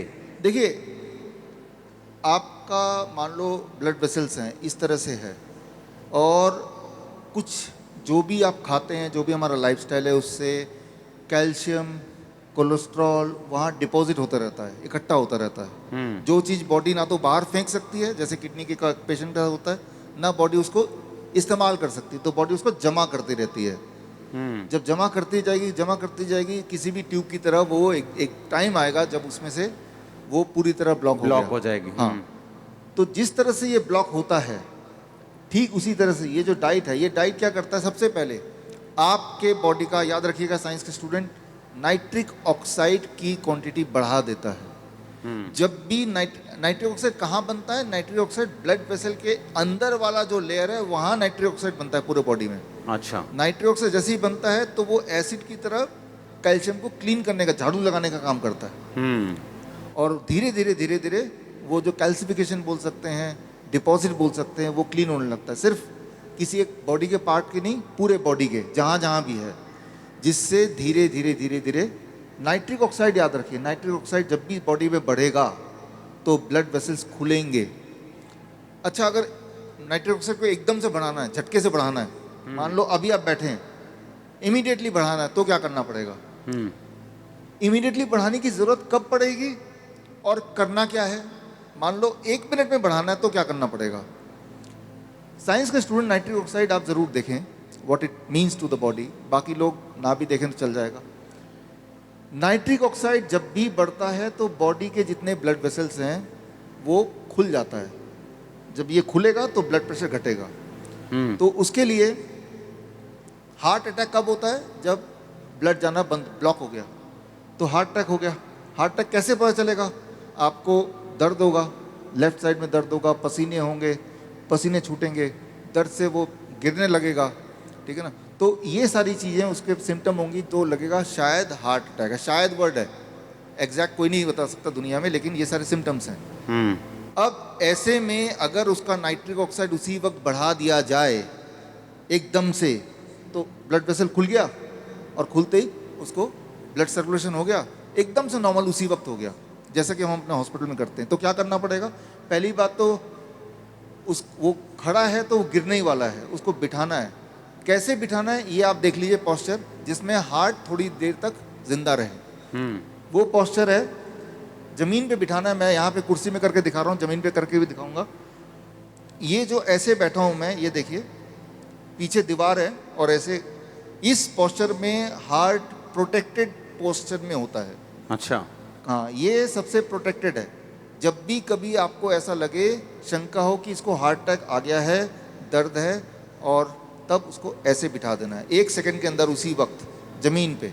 ज़मीन पे इसलिए बोल रहा हूँ क्योंकि अगर गिरेगा तो चारपाई से गिरेगा तो चोट लग सकती है, बेहोश भी अगर होना है तो उसको, नीचे होगा तो बेहोश होगा तो नीचे ही लुढ़केगा, जिसके possibility. This is the first step. ऐसा करने के बाद भाग के जाना है। गॉड का बना हुआ सबसे अच्छा दवाई हम अपने हॉस्पिटल में रखते हैं हर कोने में, अदरक। इतना बड़ा अदरक का टुकड़ा लिया अच्छा। और उसको बोला कि मुंह में चबाते रहो चबाते रहो। ऐसे बैठा है, चबाओ चबाओ चबाओ जब तक कि आंसू ना आ जाए। जैसे जैसे आंसू आते जाएंगे वैसे वैसे दर्द कम होता जाएगा। अच्छा। हाँ,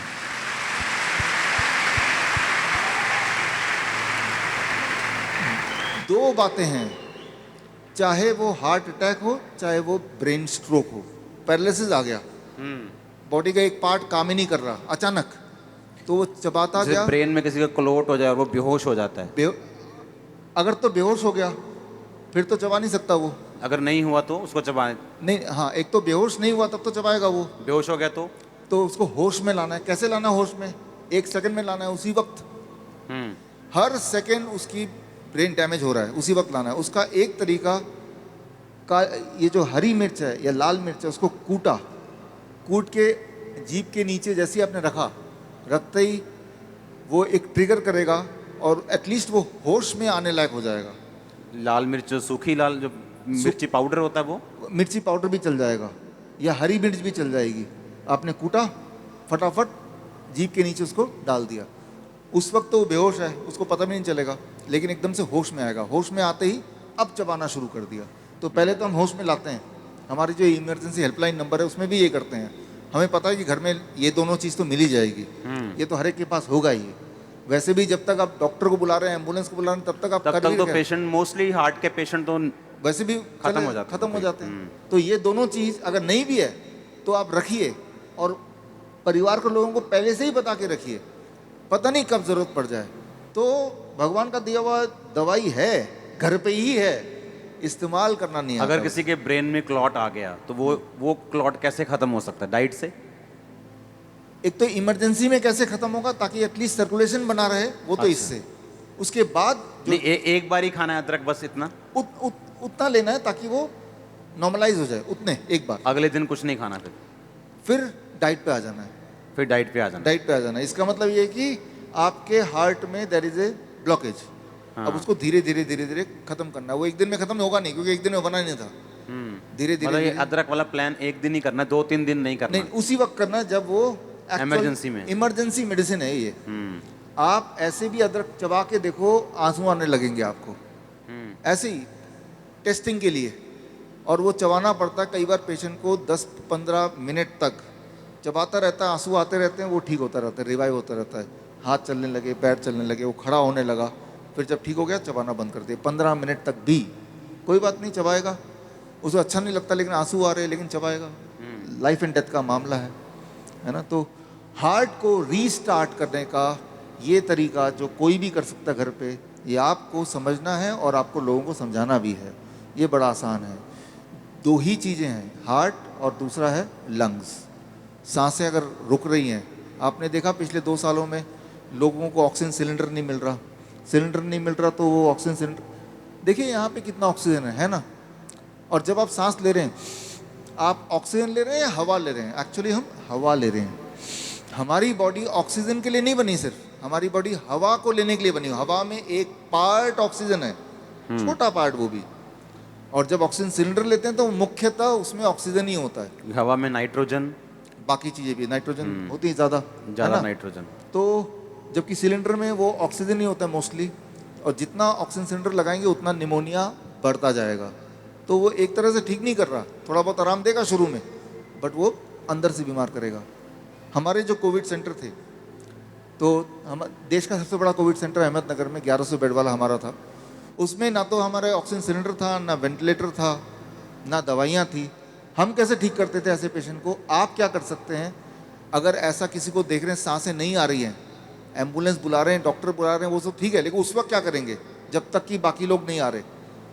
एक बात याद रखिए, ध्यान से मुझे देखिए, अभी जब भी सांसें नहीं आ रही हैं, जब वो खड़ा रहेगा तो सांसों में तकलीफ ज़्यादा होगी। जब वो ऐसे बैठेगा जैसे मैं बैठा हूँ, सांसों में तकलीफ बहुत ज़्यादा होगी। अभी अगर आप में से कोई भी इस तरह से बैठेंगे, घर जाके बैठ के देखिएगा, तो एक अच्छा खासा इंसान भी सांस लेने में उसको तकलीफ होगी। जैसे मुझे भी अभी तकलीफ हो रही है सांस लेने में। सांस ठीक से लेना है तो नहीं, क्योंकि मेरा जो हार्ट है, हार्ट लंग्स के ऊपर है, लंग्स की कैपेसिटी मेरी कम हो गई। आप देखेंगे जिसको भी सांस की तकलीफ होता है, वो ना जाने क्यों वो ऐसा ही लेटा होता है ऐसा ही लेटा होता है वो। तो ये सांसों की तकलीफ को बढ़ाता है। तो पहले तो ऐसे पीठ के बल लेटने नहीं देना है। तो क्या करना है उसको, जैसे ही आप ये जादू करके देखिएगा, अगर कभी ऐसा मौका आता है तो हम अपने पेशेंट को करते हैं हमारे हॉस्पिटल्स में, उसको ऐसे बिठा देते हैं। अब भी आप ऐसे अगर बैठे हैं, आप में से जो लोग ऐसे बैठेंगे, आप देखेंगे इसी वक्त सांसें एकदम से बड़ी अच्छी सी सांस आती है, खुल के आती है। ऐसे बैठेंगे तो खुल के आएगी, और जैसे जैसे पीछे जाएंगे आपकी सांसें अटकती जाएंगी। आप देखेंगे जो लोग सांसों के पेशेंट होते हैं, उनको वो ऐसे ही लेटे रहते हैं और कहते हैं सांसें नहीं आ रही। हम बोलते हैं ठीक से बैठ जाओ, अब आ रही है, हाँ आ रही है, आप घर जाओ आराम से। तो साइंस के स्टूडेंट साइंस समझिए, क्योंकि साइंस नहीं समझेंगे तो आप बिलीव नहीं करेंगे। इसे कहते हैं मेडिकल भाषा में प्रोन वेंटिलेशन। प्रोन वेंटिलेशन वो क्या होता है, पेट के बल जैसे ही आप लेटते हैं तो आपका हार्ट नीचे है, लंग ऊपर है, लंग्स की कैपेसिटी 20% बढ़ गई है। इतना बढ़ने से ही पेशेंट की सांसें वापस आने लगती हैं। इस सांसों में एक आखिरी बात बताता हूँ, इमरजेंसी में जब ये भी काम नहीं करे तो एक बात याद रखिए, आपके ये जो एरिया है जहाँ मैंने अपना फिंगर घुमाया है, मुंह का एरिया, इसके पीछे छोटे छोटे रिसेप्टर हैं। रिसेप्टर मतलब स्विच, वो इमरजेंसी स्विच है। उसको ऑन करने से जिनको सांसों की तकलीफ है, वो सांसों की तकलीफ कुछ देर के लिए तो आराम मिल ही जाता है, फिर दोबारा ऑन कर दो, ऑन करते रहो फिर कुछ घंटों तक। तो वो स्विच कहाँ है, यहाँ है। ये स्विच कैसे ऑन होता है, बहुत ही आसान तरीका है। 200 रुपए का इतना छोटा पंखा आता है, आपने देखा होगा, बैटरी वाला। अच्छा। उस पंखे को ऐसे बिठा के जब 6 इंच दूर रख के पंखा चलाएं, उसकी हवा जब यहाँ लगती है, उस हवा से वो स्विच, रिसेप्टर बोलेंगे इसको, वो ऑन हो जाता है और एकदम से उसकी सांसें आने की जो एक होता है फिजियोलॉजी, वो बदलाव आ जाता है। अच्छा, एक आपने बोला कि अदरक वो हो गया उसके लिए, हार्ट के लिए, ब्रेन के लिए भी, ब्रेन के क्लॉट के लिए भी, हार्ट वो अधरंग के लिए भी, हाँ है ना। ये तो हो गया कि इमरजेंसी ऐसे सामने बैठ के। एक है इसको हील कैसे करना है, डाइट से हील करना है। डाइट क्या करेगा, over a period of time काम करेगा, लेकिन उस वक्त उसको आराम देना है। उस वक्त आराम देने के बाद यही सिंपल डाइट, DIP डाइट। हाँ। और आप बता रहे थे कि जिसको कैंसर है उसको पत्ते ऐड करने हैं अपनी वेट के आधे। अगर वो 80 किलो है तो 40 ग्राम। देखिए, कैंसर है या अनयूजुअल हाई ब्लड शुगर है, और DIP डाइट के बाद भी जैसा बता ही रहे थे, फिर भी कुछ लोगों का कंट्रोल नहीं हो रहा या पूरी तरह कंट्रोल नहीं हो रहा, हाँ, तो फिर पत्ते, चाहे मूली के पत्ते हो, पान के पत्ते हो, धनिया, पुदीना, राइट, तो वो पत्ते लिए कितने, आपके बॉडी के वेट का आधा। मेरे बॉडी का वेट है 70, तो 70 का आधा 35 ग्राम। 35 ग्राम। हाँ, लंच से पहले चबा चबा खा लिया। मतलब वो सलाद खाना है, उससे पहले, सलाद से भी पहले पत्ते खाने हैं, हाँ, फिर सलाद खाना है, हाँ, फिर खाना नहीं खाना। अब ये डिपेंड करता है कि कैंसर का पेशेंट अगर है, बहुत पेन में है, तो खाने को हम बंद, थोड़ी देर के लिए खाना बंद। अगर फर्स्ट स्टेज कैंसर है, सेकंड स्टेज कैंसर है, फिर खाना खाए, तो फिर खाना खा सकता है। हाँ। पर ये पत्ते और सैलड खाने के बाद, पत्ते पहले खाना है, फिर सैलड, उसके बाद खाना। और एक दिन में ग्रीन और रेड जूस मिक्स करके पीना, 1 गिलास। या तो मिक्स करें, या एक दिन ग्रीन एक दिन रेड कर लें, अलग अलग कर लें। पत्ते लंच में भी और पत्ते डिनर में भी। ये जो पत्ते हैं, याद रखिए, ये दवा है। पत्ते जब आप लेंगे, एक दिन करके देखिए, कोई अगर इंसुलिन डिपेंडेंट पेशेंट हो, जो इंसुलिन लेता हो, अगर कहीं ये वार्निंग है, वो ये पत्ते ऐड कर दिया DIP डाइट में, तो उसकी मजबूरी होगी पहले 3 दिन के अंदर ही उसके इंसुलिन को कम से कम कम करना पड़ेगा, 40%। मजबूरी हो जाएगी, उसको बार बार देखना पड़ेगा, नहीं तो बहुत नीचे चला जाएगा इंसुलिन उतना ही ले तो कैंसर के पेशेंट की बात कर रहे हैं हम। कैंसर के दो चीज़ें हैं, एक तो है कि धीरे धीरे ठीक कैसे करें, दूसरा है इमरजेंसी में क्या करें। मान लो उसको दर्द आ गया, कैंसर के पेशेंट को पेन की सबसे ज़्यादा दिक्कत होती है, राइट। ऐसा दर्द कि जो सह ना सके, ऐसा दर्द जो मॉर्फिन से भी वो ठीक ना हो पाए, उसको क्या करना है। अभी आपको मैंने हॉट वाटर इमर्शन का दिखाया था, वो टप वाली वीडियो टब वाली, दिखाना फिर से। हाँ, वो टब वाली वीडियो जो दिखाया था वो सिर्फ और सिर्फ किडनी पेशेंट के लिए नहीं है, वो कैंसर पेशेंट के लिए भी है। वो भी इसमें बैठ सकते हैं। वो भी इसमें बैठ सकते हैं। लेकिन एक बात जो आपने बोली थी, गरीब लोग क्या करेंगे, हाँ, जो हॉस्पिटल नहीं आ सकते वो क्या करेंगे, उसका इंतजाम भी कर लिया हमने, उसका जुगाड़ कर लिया। घर में आपके जैसे लोगों ने ये सुन के घर जाके किस तरह से अपना जुगाड़ किया, गरीब से गरीब आदमी टब बना लिया उन्होंने। हाँ, और कैसे बनाया वो होममेड वीडियो, प्लीज दिखाएं होममेड वाला वीडियो। ये देखिए ड्रम के अंदर, अच्छा, ये भी काम कर रहा है। ओ वाह, पर इसमें गले तक पानी नहीं आ रहा। कोई बात नहीं, अच्छा, छाती तक आ रहा है। 2.5 घंटे बैठ जाएगा वो। अच्छा, ठीक है। हाँ, थोड़ा ज्यादा बैठ जाएगा वो। ये किडनी के पेशेंट हैं, और सेम कैंसर पेशेंट भी इससे। Cancer patient, kidney patients. ये फ्रिज को दरवाजा निकाल दिया फ्रिज का। अच्छा 2000 रुपए का फ्रिज, हाँ, सेकेंड हैंड, दरवाजा निकाल दिया। तो ये बाथरूम में इन्होंने एक दीवार लगा दिया, गर्म पानी तो आता ही है, हाँ, तो और आराम से बैठे हैं। ये इंजीनियर साहब हैं, इन्होंने खास पूरा पोर्टेबल बना दिया, कहीं भी लेके जाओ। अच्छा, हाँ, फिर उसमें बैठ जाओ, बच्चे को बिठाओ, बड़ों को बिठाओ। और आप कह रहे थे कि जिसकी बॉडी में सिस्ट है, जिसकी बॉडी में मान लो हड्डियों का पेन है, सर्वाइकल है, वो भी इससे हील होता है। वो भी इससे हील होगा। अगर सिस्ट है या पेन है सिस्ट की वजह से, या जिसको हिप पेन है, जिसको हाँ, नी पेन है, वो भी हील होता है। बॉडी में कहीं भी पेन हो तो वो हील हो जाता है। 1 घंटा बैठना है उसको 1 घंटा। डायलिसिस की तरह 2 घंटे नहीं बैठना। डायलिसिस के 2 घंटे नहीं बैठना है, 1 घंटे से अच्छा खासा हील होता है, दर्द कम होता है। सिंटेक्स का जो टैंक है छत में, उस टैंक को आधा निकाल दिया, काट दिया। अच्छा, और काट के उसको बना दिया।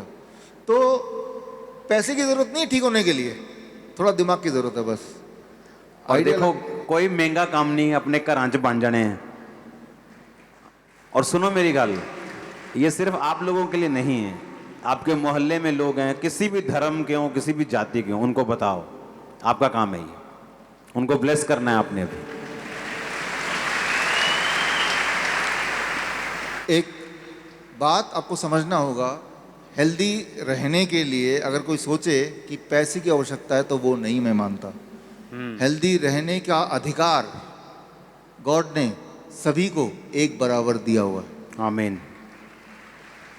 इसीलिए जब कुदरत को बनाया गया तो साथ में कुदरत की दवाइयाँ भी कुदरत में बिछा दी गई हैं। बाइबल में लिखा है, जब परमेश्वर ने आदम को बनाया तो उसे बाग में रखा, उस बाग में सभी ग्रीनरी थी। तो उसका पैटर्न ये था कि उसे ग्रीनरी के अंदर रहना है। आदम को बनाने का पैटर्न ये था। पर आज ग्रीनरी नहीं है घरों में, आज नहीं है। तो लेकिन फिर भी उम्मीद है, तरीका है, उसके बावजूद भी आप अपने आप को ठीक रख सकते हैं बिना पैसे के। एक छोटा सा मैं तरीका बताता हूँ। आप में से कुछ लोग इंजीनियर हैं यहाँ पे, इंजीनियर, टेक्नीशियन, थोड़ा हाथ रेस करें। हाँ, काफ़ी सारे दिख रहे हैं। जो इंजीनियर्स हैं उनको ये बात समझ आएगी, और जो लोग इंजीनियर नहीं हैं, जो मैं अभी बता रहा हूँ ये आप कल अपने किसी इंजीनियर दोस्त से थोड़ा सलाह कर लीजिए, वो आपको मदद करेंगे। एक ऐसी दवाई की फैक्ट्री, ये मेरे आखिरी 5 मिनट है, ऐसी दवाई की फैक्ट्री आपके घर में कल से शुरू होने वाली है, जिसमें कितनी भी दवा पैदा करें, नींद ना आने की दवा, डिप्रेशन की दवा, जॉइंट पेन की दवा, डायबिटीज़ की दवा, बीपी की दवा बनाते रहें, वो ख़त्म ही नहीं होगा, मुफ्त में बनाते रहें। तो आपके घर में ये सारी दवाइयों की फैक्ट्री कैसे बनाना है, ये मैं अगले आखिरी 5 मिनट में आपको अभी बताने वाला हूँ। ध्यान सुनिए, एक ही बार बताऊँगा, राइट। देखिए, इंजीनियर्स, आपने भी हाथ रेस किया था, तो आपकी ये जिम्मेवारी है कि जिनको समझ नहीं आया तो उनको आप समझा देंगे। थोड़ी सी इंजीनियरिंग की नॉलेज, थोड़ी इलेक्ट्रिकल की नॉलेज होना थोड़ा सा आवश्यक है, मैं आसान भाषा में समझाऊंगा। एक बात याद रखिए, जो भी कुछ आप खाते पीते हैं प्लस जो आसपास का आपका पोल्यूशन का एक वातावरण है जिसमें हमारा बहुत कंट्रोल नहीं है, प्लस हमारे आसपास रेडिएशंस हैं, इसमें भी हमारा कंट्रोल नहीं है। आप बोल ही रहे हैं कि अब तो ग्रीनरी उतनी रही नहीं, और एक अकेला इंसान कहाँ से ग्रीनरी कर देगा। तो कई सारी ऐसी चीज़ें हैं जिसमें हमारा वश फिलहाल नहीं है। तो ऐसे में हमें क्या करना है, और वो जो फैक्ट्री वाली बात वो क्या करनी है वो मैं समझाता हूँ। ये समझिए, जो भी वातावरण है, खान पान है, इन सब की वजह से आपका खून गाढ़ा होता जाता है, और जब गाढ़ा होता है तो उस खून से न्यूट्रिशन का ट्रेवल करना मुश्किल होता है, और जब गाढ़ा होता है तो वो खून का ब्लड क्लॉट बोलते हैं अंग्रेजी में, हिंदी में थपका बोलते हैं, ब्लड क्लॉट बन जाता है। जहाँ क्लॉट बनता है वो वाला बॉडी का ऑर्गन काम करना बंद कर देता है, फिर बोलते हैं किडनी फेलियर, बोलते हैं हार्ट फेलियर, ऐसे उसको नाम दे देते हैं। अब वो जो क्लॉट है, खून का थिक होना, यही सारी बीमारियों की जड़ है। खून अगर आपका मोटा ना रहे, थिक ना रहे, तो सारी बीमारियां ठीक हो जाएगी। सवाल ये है कि खून को पतला या नॉर्मल कैसे करना है। उसका एक तरीका मैं बताता हूँ, वो तरीका आपको समझना होगा।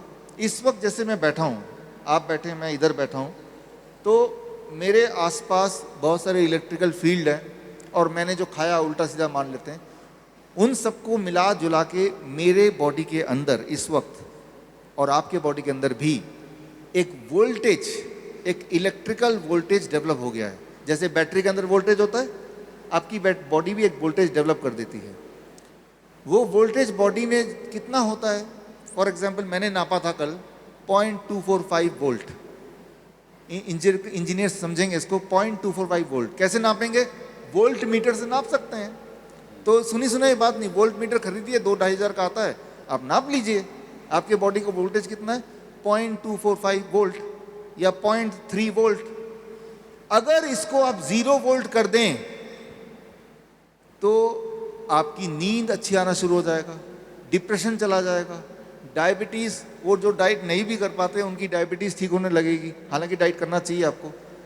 और अगर जोड़ों में दर्द है वो ठीक होने लगेगा। तो बॉडी का जब खून पतला होगा तो हार्ट डिजीज़ भी ठीक होने लगेगा। सिर्फ एक चीज़ करना है, आपको अपने बॉडी का वोल्टेज कितना कर देना है, 0, 0 करना है। बॉडी के वोल्टेज को 0 कैसे करें, ठीक है ना। तो अगर कर दिया तो सारी बीमारियों का प्रॉब्लम ही खत्म। तो आपको अपने घर में एक फैक्ट्री तैयार करनी है जो आपकी बॉडी की वोल्टेज को 0 रखे। मैंने अपने घर में कर दिया है। कैसे किया मैंने अपने घर में, उसका वीडियो, इलेक्ट्रिकल एक वीडियो है, दिखाइए ज़रा।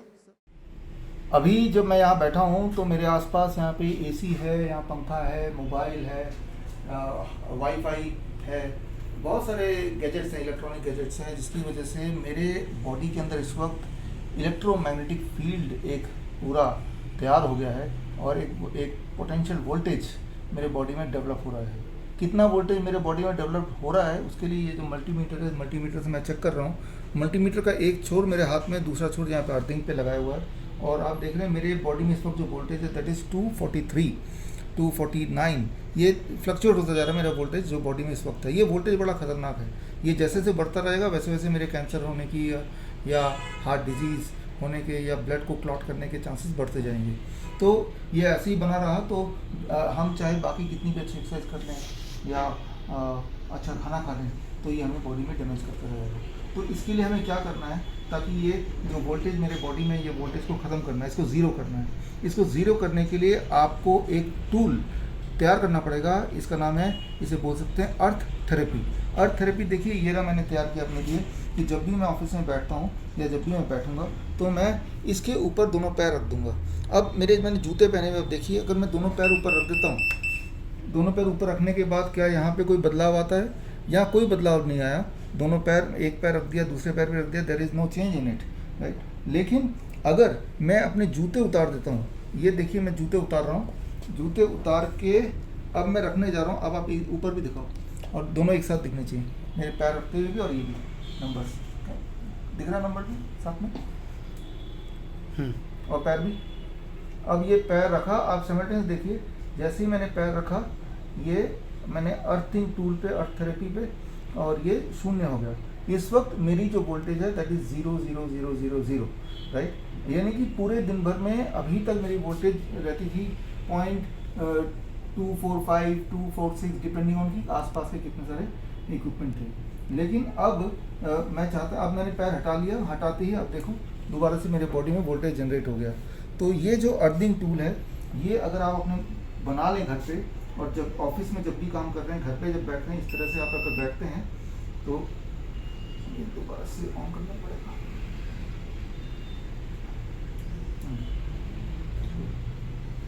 तो इस तरह से अगर आप बैठते हैं, अर्थिंग टूल लेके अर्थिंग थेरेपी करते हैं, तो बहुत सारी बीमारियां जैसे स्लीपलेसनेस, नींद ना आना, डिप्रेशन में रहना, बॉडी में दर्द होना, जॉइंट पेन होना, इस तरह की जो बीमारियां हैं, या ब्लड प्रेशर का हाई रहना, ये सारी चीज़ें बड़ी तेज़ी से ठीक हो सकता है। तो पहली बात तो ये जो अर्थिंग टूल मैंने बनाया है, अर्थ थेरेपी बनाया, ये कैसे बनाया इसको समझ लेते हैं। इसको समझने के लिए देखते हैं क्या है, कैसे बनाया, ज़रा ध्यान देखिए इसको। ये एक नॉर्मल कपड़ा है, एक टॉवल है जो आप देख रहे हैं। इस टॉवल में मैंने एक कॉपर का तार लिया, इसको चारों तरफ से इस तरह से इसको सिलाई कर दिया, घर पे ही सिलाई किया। और ये तार का जो एक छोर है, ये छोड़ लिया, और छोड़ लेके ये तार आप देखते जाइए, ये तार लेते हुए अब ये तार बाहर जा रहा है, ये तार बाहर आ गया, ये तार बाहर आ गया। अब कैमरा ऊपर करना। ये तार अगर आप देख रहे हैं, ये सीधे जा रहा है ज़मीन पे, और ज़मीन पे 1 फुट नीचे तक ये तार हमने गाड़ दिया है। तो ये तार के माध्यम से धरती का जो इलेक्ट्रॉन है वो मेरे बॉडी में जा रहा है, और जैसे मेरे बॉडी में इलेक्ट्रॉन जा रहा है तो मेरे बॉडी में जो वोल्टेज डेवलप था वो उसको न्यूट्रलाइज कर रहा है। यानी कि मैं और अर्थ अब एक बन गए, और जिससे मेरे बॉडी का voltage is same as the body का अर्थ। और इसे आप बोल सकते हैं अर्थ थेरेपी, जो आपकी नींद ना आना, या आपके डिप्रेशन में रहना, या बॉडी में दर्द रहना, उन सबको ठीक कर सकते हैं। तो इस तरह का आप पैरों के लिए बना सकते हैं। इस तरह का आप सोते वक्त, रात को जब सो रहे हैं तो अपने पिलो, राइट, अपने पिलो के ऊपर ये रख के, फिर सिर रख के आप सो सकते हैं। और इससे अब 8 घंटे आप सोते हैं, पहले दिन से ही आपको नींद में बहुत ज़बरदस्त फ़ायदा दिखेगा, बॉडी पेन में बहुत ज़बरदस्त फ़ायदा दिखेगा, 1 हफ्ते के अंदर ही आपका ब्लड शुगर में बहुत ज़बरदस्त फ़ायदा दिखेगा। तो ये है अर्थिंग थेरेपी, जो आप अपने घर पे बना सकते हैं। ख़ास तौर पे जो 5G टावर आए हैं, उस टावर के असर को भी मिनिमाइज़ करने के लिए एक अच्छा हथियार हैं। आप जो यहाँ पे देख रहे हैं, ये एक मैंने टूल तैयार किया है, जो मैं लेके भी आया आपको दिखाने के लिए। और ये अपने घर में अगर आप तैयार कर लें तो आपका बॉडी का वोल्टेज 0 रहेगा। और अगर लगातार 0 रहे, मान लो फॉर जितनी देर आप सो रहे हैं उतनी देर, तो अगले दिन जब उठेंगे, जिनके जोड़ों में दर्द रहते हैं, अगले दिन उठने के बाद पूछिए अपने आप से जोड़ों में दर्द है क्या, तो कम से कम 20-25% जोड़ों का दर्द कम होगा। नींद कैसी आई, पहले से आपको बेहतर लगेगा। डिप्रेशन पहले से बेटर फील होगा। अच्छा, तो ये टूल कैसे बनाना है, कैसे काम करता है, 1 मिनट मैं लेता हूँ इसको और समझा देता हूँ आपको। आप देखिए इसको, ये एक कपड़ा है, टॉवल है छोटा सा, और इसमें तार मैंने सिल दिया है, सिंपल तार सिल दिया, कॉपर तार, राइट, कॉपर का तार जो इलेक्ट्रिक तार मिलता है दुकान से, सिल दिया है। सिल के, और इसका तार का दूसरा हिस्सा ये बहुत लंबा है, इतना लंबा है कि मेरे घर के जहाँ मैं रहता हूँ, ऑफिस का 2nd फ्लोर से वो तार मैं नीचे तक ले जा सकता हूँ, तार नीचे तक जा सकता है। और नीचे तक जाने के बाद उस तार को ज़मीन के नीचे मैंने 1 फीट गाड़ दिया है अंदर, ठीक है ना। और इसको मैंने यहाँ पे, जहाँ मैं ऑफिस में बैठता हूँ, यहाँ मैंने नीचे रख दिया है। अब मैंने ये सॉक्स पहना है, लेकिन ऑफिस में जब बैठूंगा तो सॉक्स उतार देता हूँ, जूते भी उतार देता हूँ। उतार के अब जैसे ही मैं पैर इसमें रखूँगा, इलेक्ट्रिकल इंजीनियर कल करके देखिएगा, रखते ही मेरे बॉडी का वोल्टेज 0 हो जाएगा, सबका, मेरा नहीं सभी का। अब अगर ऐसे ही मैं रोज 8 घंटे ऑफिस में बैठ के काम करता हूं तो मेरे पैर, मेरा वोल्टेज 0 वोल्ट, लेकिन बाकी लोगों का वोल्टेज जितना मैंने आपको दिखाया। तो 0 कैसे हुआ? अर्थ से, जमीन से इलेक्ट्रॉन, साइंस के स्टूडेंट समझें, इलेक्ट्रॉन एक्चुअली बॉडी के अंदर जाते हैं, सही में जाते हैं, और जब इलेक्ट्रॉन बॉडी में जाएगा तो बॉडी का वोल्टेज वही हो जाएगा जो हमारी पृथ्वी का वोल्टेज है, 0 वोल्टेज। इलेक्ट्रॉन जाएगा तो खून पतला होगा, इलेक्ट्रॉन जाएगा इन्फ्लेमेशन कम होंगे, इलेक्ट्रॉन जाएगा तो घाव जल्दी भरेंगे, इलेक्ट्रॉन जाएगा तो हार्मोनल बैलेंस होगा। अच्छा, बहुत से लोग ऐसे पुराने टाइम से ये बात चलती है कि आपको जमीन के साथ कनेक्ट होना चाहिए। हाँ, ये वही बात है वही कि नंगे पैर चलो। नंगे पैर चलो, अगर ये नहीं करना 2 घंटे नंगे पैर चलो। ये तो चलो टेक्निकल बात है ना, अगर हम वैसे ही नंगे पांव हम चलते हैं जमीन पे तो वैसे ही बॉडी हमें हील फील होता है। हील फील होती है, और इसका कारण मुझे नहीं मालूम था, कारण उसका टेक्निकल कारण, रीजन हाँ, क्या है उसका? हाँ, कारण ये है कि जो बॉडी है वो अर्थ के साथ होगी। बाइबल कहती है कि मुझे अर्थ से ही बनाया गया, जमीन की मिट्टी से बनाया गया। हाँ, तो जो परमेश्वर ने जब इन मनुष्य को बनाया तो उसने लिखा इसी जमीन की मिट्टी को गूंथ कर अपने सांसों को फूंक कर बनाया। हाँ, सही बोला। तब जब यही मिट्टी को आप जमीन के साथ अटैच कर देते हो तो वो बॉडी आपकी हील होना शुरू होती। आप और जमीन एक ही हो जाते हैं। अच्छा, इसका कोई टेक्निकल आप मेरे को ये बताओ, ये वचन है मेरे पास एक, क्या जब हम खुश मन होके रोटी खाते हैं हाँ, उससे फर्क पड़ता है कोई? उसका साइंटिफिक रीजन बताओ। देखिए, जब भी आप खुश होंगे तो हमारे बॉडी में जो हार्मोन बनते हैं वो बैलेंस में आते हैं। अच्छा, इसका आपके पास साइंटिफिक रीजन है कि खुश होके खाना खाने से हाँ, क्या होता है? हाँ, क्या है इसका रीजन? जब भी आप खुश होंगे तो डाइजेस्टिव एंजाइम्स वो बनना शुरू हो जाएगा अपने आप बॉडी बनाती है बॉडी, हाँ, ट्रिगर करती है। अच्छा, हाँ, डाइजेस्टिव एंजाइम बनेंगे तो जो आप खाएंगे वो डाइजेस्ट हो जाएगा। जब आप गुस्से में होते हैं तब कभी मत खाइए, अच्छा, खाना नहीं चाहिए, क्योंकि तब बॉडी के डाइजेस्टिव एंजाइम ऐसे हो जाएंगे, तैयार नहीं है, आप खाएंगे तो वो एसिडिटी होगी। अब देखो, जो बाइबल लिखी गई है वो तब कोई लैब्स नहीं होती थी, चीज़ें नहीं होती थी। ये जो वचन मैं पढ़ने जा रहा हूँ ये यीशु मसीह के जन्म से भी पहले का है। अच्छा। आप 2000 साल यीशु मसीह को हो गए तो उससे भी पहले का है। मतलब आप उस वचन में लिखा, सबोपदेशक 9 उसकी 7 आयत में लिखा, उसमें लिखा, अपने मार्ग पर चला जा और अपनी रोटी को तू आनंद से खाया कर। वो देखो वचन में लिखा कि अगर परमेश्वर कह रहा है कि जो तू रोटी खाएगा उसे आनंद से खाना है। हाँ, उसे डिप्रेस होके नहीं खाना, गुस्से में नहीं खाना, अपना काम कर और अपनी रोटी को विद पीस और जॉय के साथ तूने खाना है। यस। और इसका आज साइंटिफिक रीजन ये है कि जब हम खुश होकर खाना खाते हैं तो हमारे डाइजेस्टिव जो एंजाइम्स हैं वो बॉडी पैदा करती है और खाना पचता है, और खाना पचेगा तो बॉडी हील होगी। Yes, yes. यीशु मसीह के वचन के लिए तारीफ कर दो जोर से।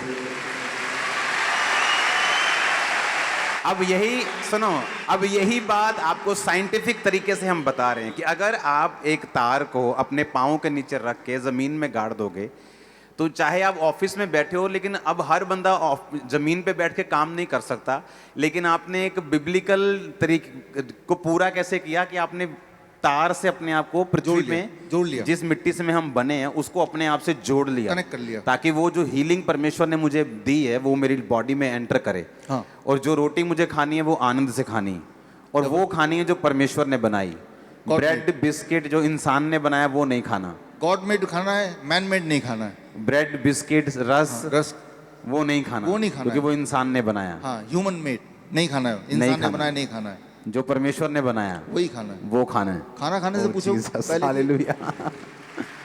इसमें एक चीज जोड़ूंगा, रात को जब आप सोते हैं, सोने से पहले ऐसा एक और बना के आप रख के सो सकते हैं। कोई करंट ना छोड़ दे। नहीं, करंट नहीं छोड़ेगा, पृथ्वी से जुड़ने से करंट नहीं छोड़ सकता, नहीं तो करंट लगेगा तो जब आप चलने लगेंगे रास्ते में तब भी करंट लगेगा, है ना।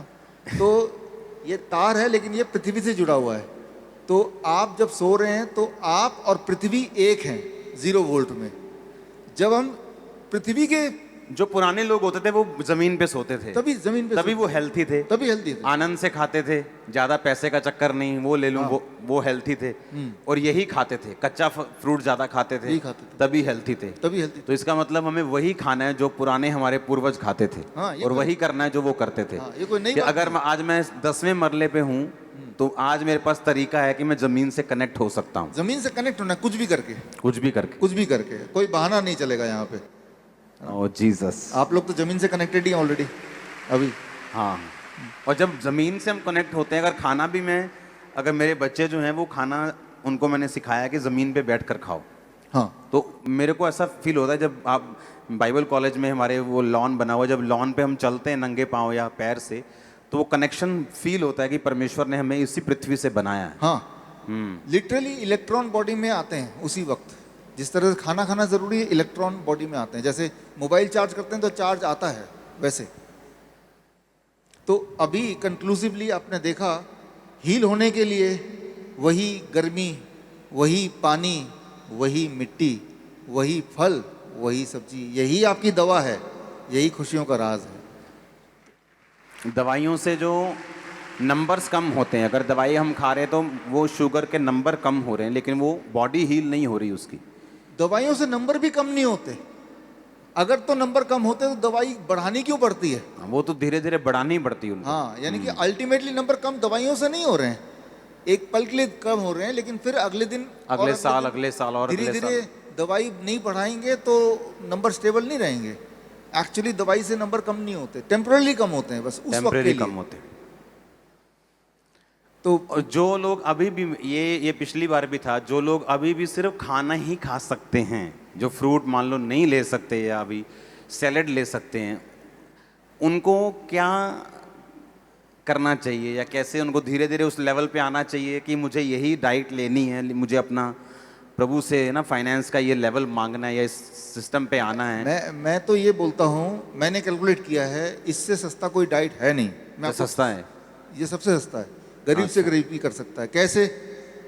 फॉर एग्जाम्पल मैं कैसे करता हूँ, 1 दर्जन केला और 1 बड़ा तरबूज से पूरा परिवार पेट भर के खाएगा, तब भी रह जाएगा, DIP डाइट के अनुसार। हाँ, ठीक है। तो ये 2 चीज कहीं भी मिलती है पूरी दुनिया में, और हर बार सस्ती ही मिलती है। और वैसे भी अगर बीमार होकर दवाई खाने से अच्छा है ये खाओ।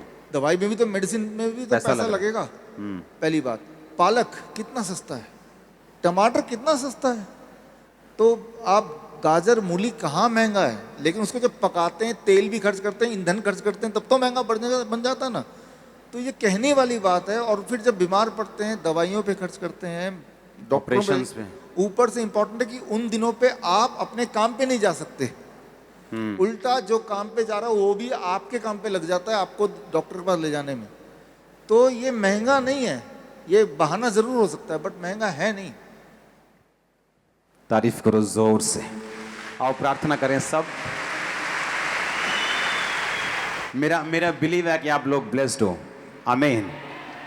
सब लोग खड़े हो जाओ, अपने हाथों को उठाओ। सुनो मेरी बात, जितने जनों ने सुना है आप इसे फॉलो करेंगे।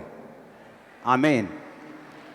ये इंटरनेट पे चला जाएगा, आप इसे फॉलो करेंगे, ये आपकी डिलीवरेंस के लिए मोस्ट इंपॉर्टेंट चीज है आप लोगों के लिए। आने वाले दिनों में सुसमाचार को एक हाईएस्ट लेवल पे लेके जाएंगे आप। स्पिरिचुअल खुराक को आप ले रहे हो, इस खुराक को आप घरों में लेंगे, खुदा का वो काम होगा जो पहले कभी नहीं हुआ था, यीशु मसीह के नाम में। अपने हाथों को उठाओ, डॉक्टर साहब को विदा करने का टाइम आ चुका है, फिर हम प्रार्थना में जाते हैं। अपने हाथों को उठाओ। Thank you Jesus. खुदाबंद, हम प्रार्थना करते खुदाबंद तेरे बेटे के लिए, बहुत से लोगों को तेरा बेटा हील कर सके। बाइबल कहती हर एक को अलग अलग तूने वरदान दिए हैं। तेरा पवित्र आत्मा खुदाबंद तेरे बेटे के साथ हो। बहुत से लोग इनकी टीचिंग से, उन चीज़ों से जो बिब्लिकल हैं खुदाबंद, लेकिन इंसान भूल गया।